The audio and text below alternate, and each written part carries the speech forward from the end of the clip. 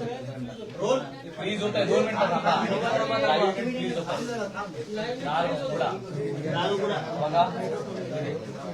बघा प्लीज आहे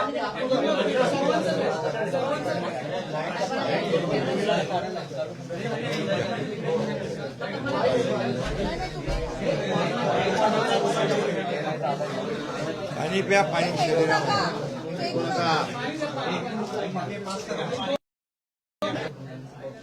खरं म्हणजे बच्चूभाऊ तसे जुने मूळचे शिवसैनिक,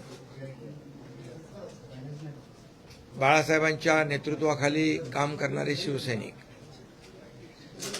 आणि गेले 25 वर्ष ते प्रहार संघटने सामाजिक संघटनेचं काम करतायत.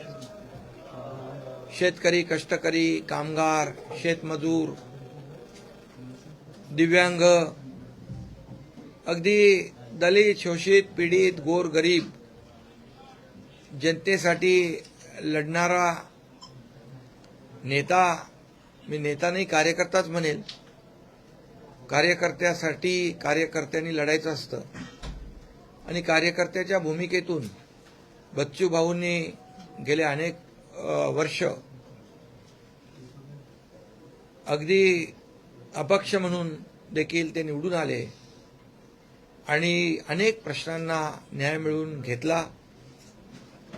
कर्जमाफीचा देखील प्रश्न जो होता त्यावेळेस देखील मोठं आंदोलन त्यांनी राज्यात उभं केलं आणि मुख्यमंत्री महोदय, मी, अजितदादा त्यावेळेस होते. कर्जमाफीचा देखील आम्ही निर्णय त्यावेळेस घेतला, कमिटी नेमली आणि झालेल्या विधानसभेच्या अधिवेशनामध्ये तो जाहीर देखील केला. त्यामुळे दिव्यांगांसाठी देखील अनेक आंदोलनं त्यांनी केली. अगदी सर्वसामान्य सर्व घटकांसाठी रस्त्यावर उतरून लढणारा म्हणून, नेता म्हणून त्यांची ओळख आहे, एक लढवय्या नेता म्हणून. आणि म्हणून बाळासाहेबांची शिवसेना, बाळासाहेबांच्या विचारांची शिवसेना, आनंद दिघे साहेबांच्या विचारांची शिवसेना ही त्यांना नवीन नाहीये. विचार आमचे एकच आहेत, गोरगरिबाला न्याय देणं. मुद्दे आमचे एकच आहेत, सर्वसामान्यांना न्याय देणं. आणि त्यांनी फक्त विधानसभेची उमेदवारी मिळवण्यासाठी शिवसेनेमध्ये प्रवेश केला नाही, तर त्यांनी आमच्याशी चर्चा झाली आणि सर्वसामान्य, दिव्यांग, शेतकरी, शेतमजूर मंत्रालय देखील आम्ही सुरू केलं. महाराष्ट्र हे पहिलं राज्य आहे दिव्यांग मंत्रालय स्वतंत्र निर्माण करणारं. असे अनेक निर्णय त्या काळातही घेतले. मुख्यमंत्री पदाच्या माझ्या आजही आपण आताच्या काळात, देवेंद्रजींच्या काळात देखील घेतोय. आणि त्यामुळे सर्वसामान्यांची बांधिलकी नाळ जुळलेला असा नेता आज शिवसेनेमध्ये आलेला आहे. त्यामुळे शिवसेना अधिक मजबूत होईल आणि त्यांच्या कामालाही बळ मिळेल.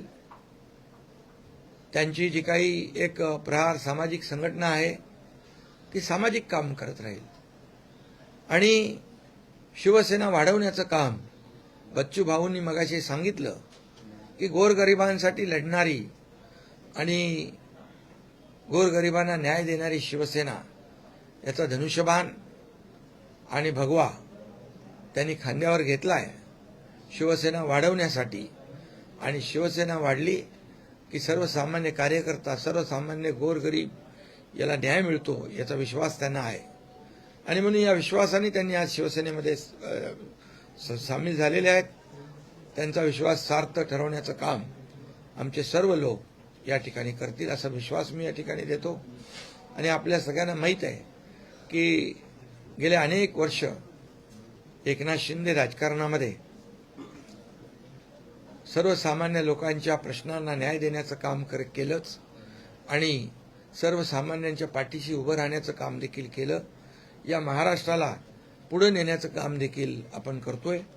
आज शिवसेनेमध्ये तळागाळातले कार्यकर्ते, विविध भागातले कार्यकर्ते येत आहेत. हे खरं म्हणजे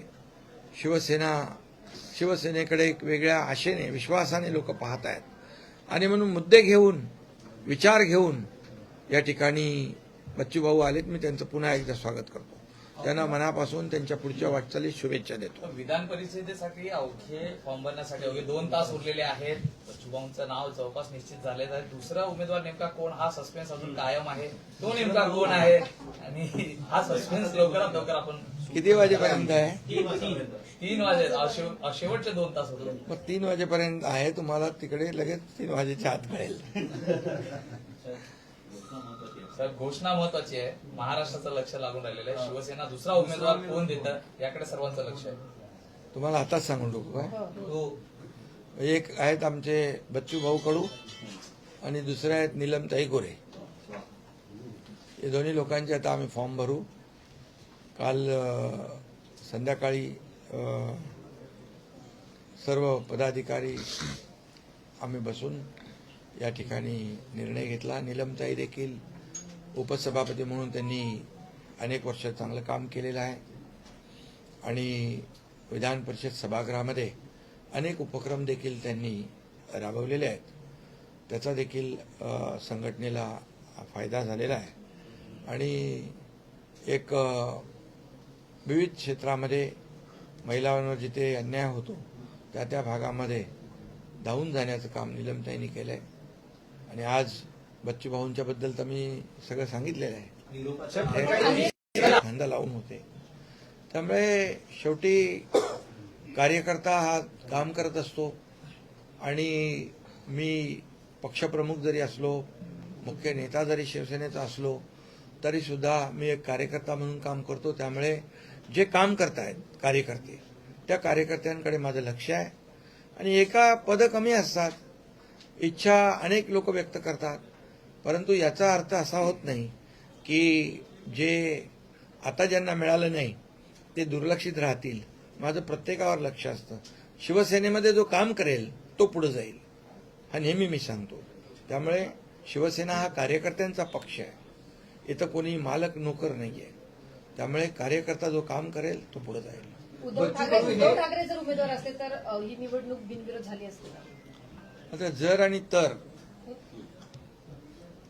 राजकारणामध्ये जर आणि तर आता ते 3 वाजेपर्यंत आपल्याला कळेल. वाढवण्याचं काम गावागावामध्ये महाराष्ट्रभर ते करतील आणि याचा फायदा शिवसेनेला होईल. निवडणुका विधान परिषदेच्या या बिनविरोध होतील की कार्यक्रम ठरलाय. अशी चर्चा आहे की तुम्ही आता चला तिकडे पुढे चला.